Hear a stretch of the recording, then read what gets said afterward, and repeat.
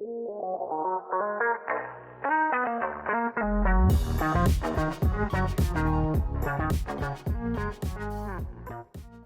good morning, good afternoon, good evening. We're actually coming to you from about 5 o'clock. It's cocktail o'clock here in New Orleans at the PILMMA show. So there's going to be a lot of action throughout this interview, but I always say good morning, good afternoon, good evening, because when people listen to a podcast, it's not always good morning, and a lot of people say good morning on podcasts. So welcome to the 10 Golden Rules of Internet Marketing for Law Firms podcast. So we're live today with Brooke Lively, and she's got a new book. We wanted to talk about it. We want to learn all about prepping your law firm for sale or selling your law firm with an amazing exit. Would that be a good way of summing up part of your expertise? It is. And your day job is helping law firms as like an outsourced CFO. Mm-hmm. I own a fractional CFO company called CAFCAP, and I'm also an EOS implementer. So I help law firms get three things: vision, traction, and healthy. Vision, traction, and healthy. So that's like a takeoff on the EOS. We'll talk about EOS in a minute. But I read the book. The book is called Exit on Top. Exit on Top. I didn't read the whole book, but I'm working my way through it, and it's fantastic. And basically the concept is, as I took from it, if you prep your law firm for sale, what you're doing is you're making a law firm that generates its own leads, manages itself. You can take time off, and because essentially the leader of the firm, if they sell, they have to be able to exit, and so the firm's got to be able to run itself, right? Yeah. So here's the thing: a firm that's an attractive acquisition throws off a lot of cash, has happy employees and happy clients, and doesn't take a lot of effort from the owner. Okay, so, who doesn't want to own that firm, right? And then so a lot of people, and I know in your book, someone very, very close to you, you fixed the firm, you got it ready for sale, and then they didn't sell. And the person very close to you was? My father and brother. Yeah. And, it's so funny. In the book, I tell the story that we were going to sell. I even knew who we were going to sell to. Like we were down that road, and I was getting the firm ready to sell. And then I finally went to my father and I said, Daddy, have you ever watched that TV show, Love It or List It? And, HGTV, not really my father's favorite channel. So I hadn't seen it at all. No, it like right over his head.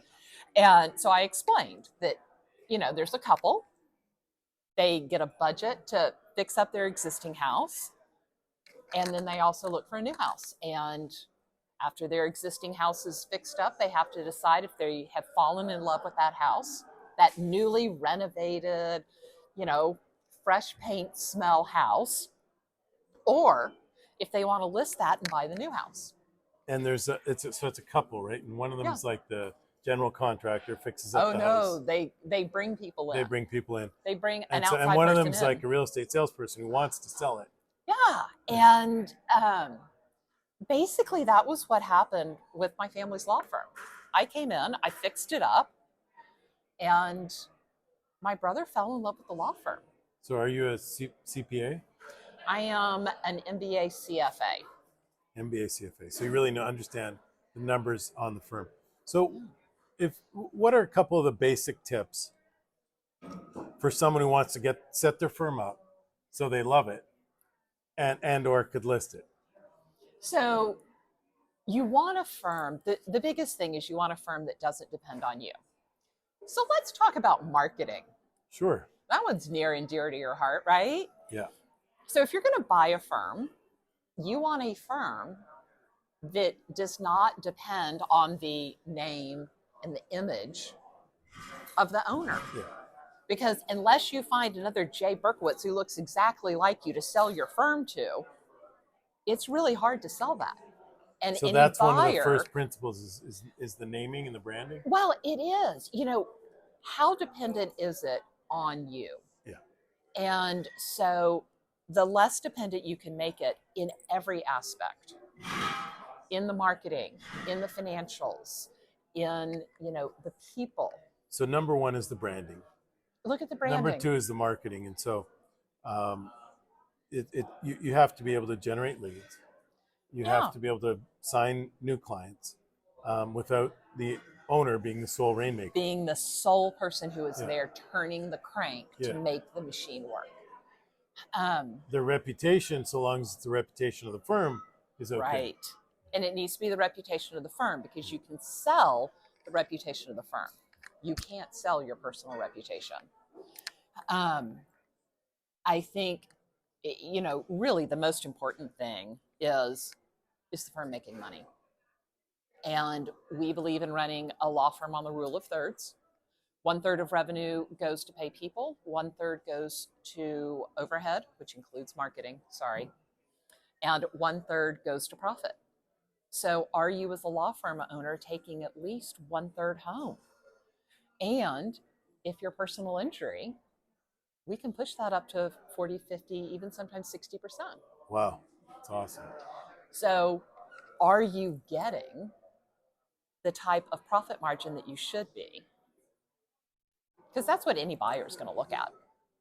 Yeah, by the way, we're at the PILMMA trade show, Personal Injury Lawyer Marketing and Management Association. Brooke and I are both speaking here, and we're it's about 15 or 20 minutes before cocktails. So that's all the action in the background, and then probably any minute they'll let out the trade show, and there'll be a lot more action in the background. So this will be for those of you who like the shorter podcast, this will be a mercifully short version of the 10 Golden Rules of Internet Marketing for Law Firms podcast. But Brooke, tell me a little bit about the book. What was the genesis? And you told me the name. Yeah, it really, The name of the book is Exit on Top. Exit on Top. Oh, you are a marketing guy. You're going to have me keep the saying that. The subtitle is, there's a really good subtitle, right? Yes, there is. And you can't. Not at the moment. So you want to just go to Amazon, Brooke Lively, Exit on Top, comes up. That's how I bought it. Yeah. And then what was the genesis of the book? And talk to us about writing it, because so many people want to write a book and don't get it done, or dream of getting it done. Yeah, so this is book number 6 for me. Oh, okay. So old hat. I have gotten this down now. But really, it started because I was at an event in Miami about a year and a half ago. And they had the head of the Arizona Ethics Committee there talking about non-attorney firm ownership. And I was like, oh my God, this is it. I'm going to own a law firm. Because let me tell you, I am not an attorney, but I can run the crud out of a law firm. I know exactly how to do it. Yeah. Because I run a law firm on the numbers using data. It's just a business. It's a business. As a matter of fact, more attorneys should run a law firm like a business, not like a practice, a court law, lawyer. Yeah, trial lawyer. And so I got all excited about that. And I thought, all right, I'm going to do this. I'm a typical visionary, shiny object. Let's go chase it. And I stopped and I started thinking about how that was going to impact all of our clients and what non-attorney ownership was going to mean to them. And I thought, I've got to prepare all of our firms to compete with law firms who are run by business people. They've got to get really good at this. And then I also realized at the same time, we are looking at a period of time where all the baby boomers are retiring. There are more law firms that are going to change hands than ever before in history over the next 10 to 20 years. And the ability of non-attorneys to buy a law firm, I know it's only in 2 states right now, and the District of Columbia, Utah, Arizona, and DC. But I think that it will spread. I think that we're going to have it in other places. It's going to happen. Attorneys, you guys have done a great job of protecting your industry, but sorry, the walls are coming down. Lawyer up and protect yourselves. And so I was like, I've got to prepare them. They need to understand that they've got a great asset that's worth something. You can sell it. There's value in that practice. There's value in that firm. There is value in that business that you have built. So tell us a couple case studies, because I think there's sort of the urban myth that law firms are not that sellable. I think you're absolutely right. I think people have traditionally, I say this, attorneys have kind of milked a law firm for all it's worth while they've owned it. They might have bought in as a partner, You milk it for everything it's worth, and then if you're lucky, you kind of sell your shares and get out, and maybe get out your original I mean, I investment. guess the big white shoe firms, the corporate firms, they That's do that. how they do sell it. their shares to young partners. But But we're at a PI conference and we hang out with a lot of personal injury guys. yeah, and so that's not true anymore. So, there are a couple of different buyers right now. So there are family buyers. So like my family, for example, my father wanted to practice law with his son, wanted to leave the firm to him. Traditionally, he would just kind of bonk him on a head with a magic wand and give him the firm. Yeah. That can't happen anymore. There have been some changes in the law, and you now have to report corporate ownership. And so that's going to start to trigger a tax And you have event. to transition, yeah. So you have to look at that. So I've got a client started working with us when they were doing about 5 million. Firm was not worth a lot. It was worth probably 1.2, 1.7 million when he started working with us. He grew the firm to 20 million. They did 25 million last year. They're going to do over 25 million this year. His father gifted him 40% of the firm back when it was doing $5 million. Well, they've got a problem. And the problem is this. Yes, the firm is worth so much now that the trust and estate attorneys can't figure out how to transfer this firm that is now worth $12 million from the remaining 60% from the father to the son without triggering a tax event. And what they're really worried about is that his father might get hit by a bus and die before they can do it, because that would totally mess up the whole estate plan. And that was... So you can't transfer the asset in an estate? You can, but that's going to add, additional taxes. $7 million in value to the estate. And then there's a tax. And there's tax. And it's so funny because when I was talking to him... You can tell my dad didn't own a law firm. We didn't have to figure that out. You weren't worried about that. Talking to... And I write about this in my book, and we call him Sebastian because that was the name he wanted to use. Sebastian was on the phone with me going, Brooke, this was not something we anticipated. He's like, but I didn't realize we had increased the value of the firm so much when we were working with you. So the basic thing is, start conversation with someone like Brooke. Obviously, Brooke could be the best person because of her expertise and really living this with a number of firms. But, if your CPA really understands this stuff and has done some transition, start those conversations. And then the second thing is, starting the conversation and read Brooke's book and start getting your firm ready to run without you in place. That's really the core principle that I learned from my firm. It's got to, it's got to generate leads without me. It's got to be able to sell without me. Operations has to be able to run without me. And we're 5 or 10 years away from it, but that's, at least we've started putting the pieces in place. And frankly, the biggest thing we're putting in place is more for the sanity part of the conversation. Yeah. And we've done a lot of work with EOS, and Brooke and I are both big EOS fans, and Brooke's actually a trained implementer. Mm-hmm. So there's 3 confusing roles in EOS. So actually, one's not confusing at all. So the visionary is typically the person who is the founder of a firm, whether it's a digital marketing agency or a law firm. They're the rainmaker. They're the big relationship person. They go to the trade shows and they love being around people. They're the one that get distracted by the shiny object every 35 seconds. Well, I was saying all the good things about being a visionary.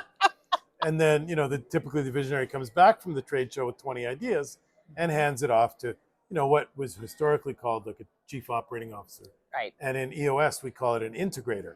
So the integrator is the in-house firm person. And ironically, you're a visionary for your own, in your own life, but you're an implementer, which is kind of a sister role to the integrator, where someone comes from the outside and helps a firm implement EOS. Yeah, so the Entrepreneurial Operating System.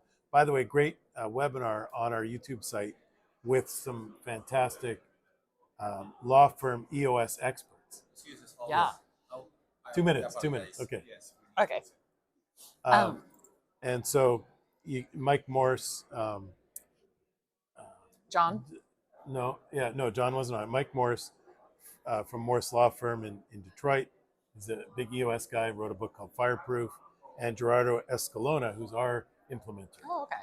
So check out EOS and spend some time with that. I just want to, we're going to get kicked out of here, so I'm going to ask Brooke a couple of quick ones, Okay. and then we might come back if this might be a two-parter tomorrow, depending on your schedule. Yeah, I'm But open. quick one is, give us some software or any technology or any systems used for personal productivity. Well, I mean, I'm a numbers girl, so it's all about Excel. I've got spreadsheets galore, but in our company, we've bought into Microsoft and we use Power BI a lot. And we have all of our scorecards and all kinds of things Nice. running in Power BI. And what that's does it been do? really nice. It pulls from QuickBooks, it pulls from spreadsheets, it pulls from all different kinds of places, analyzes the data, and then shows it to us very visually. Love it. I'd like to see it one day.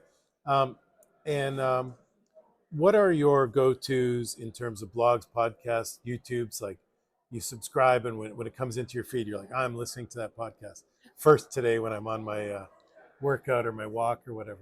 Okay, well, 10 golden rules first. Well, thank you. Yeah.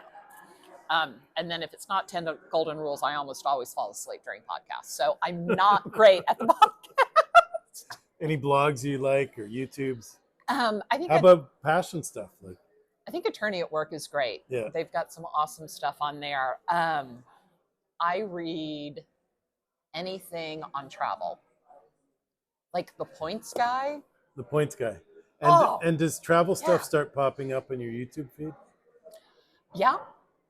It's amazing to me how good YouTube is. Like my stuff's basically all like hockey, tennis, training, and marketing. And that's what they suggest to me all the time. And then the last one, where can people find you? Are you going to find the book on Amazon? But where can they find you if they want to have a conversation? cathcap.com, CATHCAP.com. And you can find me on the website, or you can email me, Brooke at CAFCAP. Awesome. Brooke, thanks so much for doing this. And Thanks. sorry about all the action, everybody.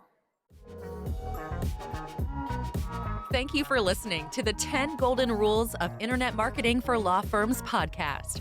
Please send questions and comments to podcast@10goldenrules.com. That is podcast@TENGoldenrules.com.